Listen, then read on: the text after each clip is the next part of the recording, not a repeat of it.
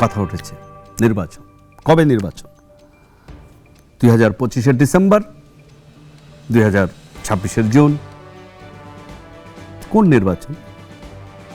কেউ বলছে জাতীয় নির্বাচন, জাতীয় সংসদ নির্বাচন। না, কেউ বলছে স্থানীয় সরকার নির্বাচন, স্থানীয় সরকার নির্বাচন। আবার এই দুই বিতর্কের মধ্যে চলে এসেছে গণপরিষদ নির্বাচন। বাহ! রাষ্ট্রপ্রধান, বর্তমান অন্তর্বর্তীকালীন সরকারের প্রধান, তিনি দেশে এবং আন্তর্জাতিক সমস্ত জায়গায় তিনি বলছেন নির্বাচন হবে ডিসেম্বরের শেষে অথবা একটু সংস্কার যদি লাগে, সময় লাগলে 2026-এর জুন মাসে। কিন্তু যখন এই আলোচনার মধ্যেও তিনি বলেছেন খুব সুস্পষ্ট করে যে তার আগে আমরা সকল স্টেক হোল্ডারদের নিয়ে সকলের সাথে কথা বলে আমরা সংস্কার করব। সংস্কার কমিশন তাদের রিপোর্ট জমা দিয়েছে। তিনি বলেছেন সংস্কার নিয়ে যখন আলোচনা হচ্ছে, সংস্কার নিয়েও এক ধরনের বিশ্বাস অবিশ্বাস, আস্থা অনাস্থা তৈরি হয়ে গেছে। কেউ কেউ মনে করছেন, কোনো রাজনৈতিক দল মনে করছেন এই সংস্কার মানেই হচ্ছে একটা সময় কালক্ষেপণ। আবার কেউ কেউ বলছেন না, সংস্কার যদি না হয় তাহলে এতগুলো প্রাণ রাস্তায় এভাবে মরে পড়ে থাকলো, এইভাবে এত রক্ত ঝরলো, তাহলে সেই আগের পুরনো ব্যবস্থায়, সেই আগের পুরনো রাজনৈতিক বন্দোবস্তই ফিরে যাব না। তাদের একটা দাবি হচ্ছে নতুন রাজনৈতিক বন্দোবস্ত হতে হবে। রাইট। আচ্ছা, যখন এইটার কথা হচ্ছে তখন সেটা কি? খুব সোজাসাপটা যদি বলি, বাংলাদেশের সামনে জাতীয় সংসদ নির্বাচন আগে হবে। নির্বাচন কিন্তু একটা হবে, সেটা কি জাতীয় সংসদ নির্বাচন নাকি স্থানীয় নির্বাচন, মানে চেয়ারম্যান, ইউপি চেয়ারম্যান, উপজেলা চেয়ারম্যান, জেলা পরিষদ নির্বাচন, নাকি জাতীয় গণপরিষদ নির্বাচন? এই তিনটা কারণ আছে। এই তিনটার উত্তর বা প্রশ্ন উঠেছে অনেকগুলো সঙ্গত কারণে। কারণটা হচ্ছে যখন এখানে আমরা দেখছি যে, এবং এখানে কিন্তু তিনটা পক্ষ হয়ে গেছে।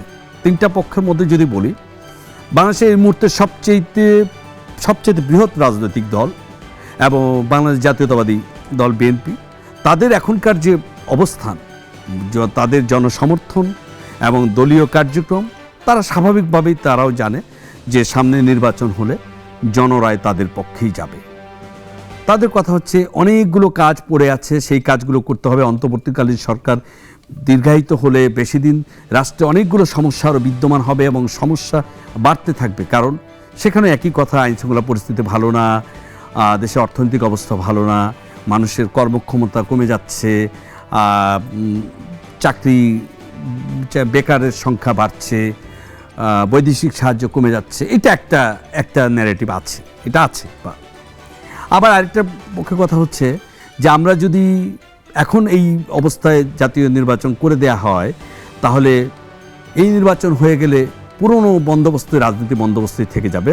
সেখানে আমরা যে ধরনের সংবিধানের সংস্কার চেয়েছি, রাষ্ট্রীয় প্রতিষ্ঠানগুলো যেভাবে নষ্ট হয়েছে সেগুলোকে মেরামত করতে চেয়েছি, সেগুলো আর করা হবে না। কিন্তু প্রশ্নটা হচ্ছে, জাতীয়তাবাদী দল বিএনপির পক্ষ থেকে যেটা বারবার বলা হচ্ছে যে আমরা যে কোনো কিছুর বৈধতা বা যে কোনো কিছু পরিবর্তন করতে হলে জাতীয় সংসদ, নতুন আইন করতে হলে জাতীয় সংসদ হচ্ছে তার একমাত্র জায়গা। সেখানে জনপ্রতিনিধি, নির্বাচিত জনপ্রতিনিধিরাই কেবল সেই নতুন আইন করতে পারে বা যে কোনো কিছু বদলাতে পারে। ছাত্র জনতার সরকার এখন, যেখানে সরকার প্রধান নিজেই বলেছেন যে আমাকে নিয়োগ দিয়েছেন ছাত্ররা, তো ছাত্র জনতার সরকার, আসলে ছাত্র জনতা তো যেটা চাইবে, সরকার তো কি তাদের কথা শুনবে? নাকি এই পুরো যে এখনকার প্রক্রিয়ার মধ্যে যদি বলি যে রাজনৈতিক যে দলগুলোর মধ্যে সবচেয়ে বড় দল, যেটি বৃহৎ দল বিএনপির কথা তাদের শুনতে হবে। তো প্রধান উপদেষ্টা চেষ্টা করেছেন 7টি সংস্কার কমিশন প্রধানকে একটা ঐক্যমত কমিশন করেছেন। সেই ঐক্যমত কমিশনে প্রফেসর ইউনূস কিন্তু দারুণ বলেছেন। আমি বলবো আই স্যালুট চিফ অ্যাডভাইজার। এই কারণে বলবো, তিনি বলেছেন আপনারা আসেন, আপনারা কে কে সংস্কার চান, কে কে চান না, আপনারা কোনটা চান না বলেন, আমরা লিখে দেবো ওয়েবসাইটে, মানুষ জানুক। এবং মানে আমি নিজে মুগ্ধ হয়ে কারণ হয়েছে যে তিনি অন্তত এই কথাগুলো বলতে পেরেছেন রাজনৈতিক দলগুলো, যে আপনাদেরকে বৃহত্তর স্বার্থে একমতে এক কাতারে দাঁড়াতে হবে। যদি আপনারা না চান, যেটা আপনারা চাবেন না আমরা করবো না, যদি অল্প সংস্কার চান অল্পই করব, যদি সংস্কার না চান না করে দিব। তিনি কখনোই বলেননি যে আমি কোনো কিছু চাপিয়ে দেব। এটি অবশ্যই প্রফেসর ইউনূস সাহেবের ভিতরে কি আছে না, উনি অন্তত যা বলেছেন সেটুকু থেকে বলতে চাই, তিনি খুবই সরল মনেই কথাটি বলেছেন এবং সেইটা আমাদের রাজনৈতিক দল এবং ছাত্র নেতৃবৃন্দ সেটা আসলে কতটুকু বুঝতে পারবে এবং কোথায় গিয়ে তাদের একমত হতে পারবে কিনা সেটি একটা বড় প্রশ্ন। এই প্রশ্নের মাঝে আমি কেন বলছি নাগরিক বার্তায় আজকে এই আলোচনাটা করছি, আসলে কোন নির্বাচনটা আগে হবে। আমাদের নির্বাচন কমিশন বলছে যে তারা ভোটার তালিকা হালনাগাদ করে প্রধান উপদেষ্টার যে দেয়া গাইডলাইন সেইটা ধরেই তারা এগোচ্ছেন, কিন্তু সেটা যে এগোচ্ছেন এখানে একটা বিষয় এখনো পরিষ্কার না, কোন নির্বাচনটি আগে হতে যাচ্ছে, জাতীয় সংসদ নির্বাচন নাকি স্থানীয় সরকার নির্বাচন নাকি গণপরিষদ নির্বাচন। নিশ্চয়ই সেই বিষয়টি আরও খোলাসা করে জানতে পারবো বা জানাতে পারবো, আলোচনা করতে পারবো খুব শীঘ্রই।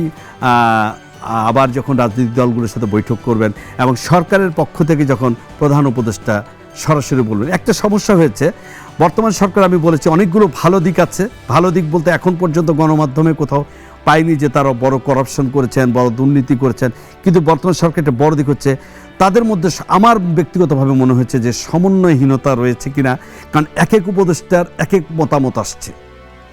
যদিও আমরা সব শেষে রাষ্ট্রপতি প্রধান উপদেষ্টার প্রেস সেক্রেটারি বলেছেন যে নির্বাচন বিষয়ে একমাত্র প্রধান উপদেষ্টা যেটা বলবেন সেটাই হচ্ছে রাষ্ট্রের সিদ্ধান্ত বা সরকারের সিদ্ধান্ত, আর অন্য সিদ্ধান্তগুলো ব্যক্তিগত মতামত। আমরা মনে করি ব্যক্তির মতামত থেকে আস্তে আস্তে ঐক্যমতের মতামত হবে এবং ঐক্যমতের মতামতের প্রেক্ষিতেই প্রধান উপদেষ্টা একটি দিনক্ষণ বা নির্বাচনের রোডম্যাপ এবং কোন নির্বাচনটি আগে হচ্ছে সেটি জানাতে পারবেন। কারণ যদি এই অবস্থায় একের সাথে অন্য বলতে থাকে যে না আগে জাতীয় সংসদ নির্বাচন, আবার অন্য যদি বলতে থাকে না আগে স্থানীয় সরকার নির্বাচন, আবার আরেক পক্ষ যদি জোরালোভাবে আওয়াজ তুলে যে জাতীয় সংসদ নির্বাচন হবে না, দেশে গণপরিষদ নির্বাচন হবে, তাহলে কিন্তু আবার ভেদাভেদ, আবার বিভক্তি, আবার সংঘাত, আবার নিশ্চয়ই আমরা করুণ সেই সুর শুনতে চাই না, যেই সুর আমাদেরকে কাঁদায় বা কষ্ট দেয়। আবার দেখা হবে নিশ্চয়ই নাগরিক বার্তায় আবার কোনো নতুন সংবাদ নিয়ে। ততক্ষণ ভালো থাকুন, সুস্থ থাকুন।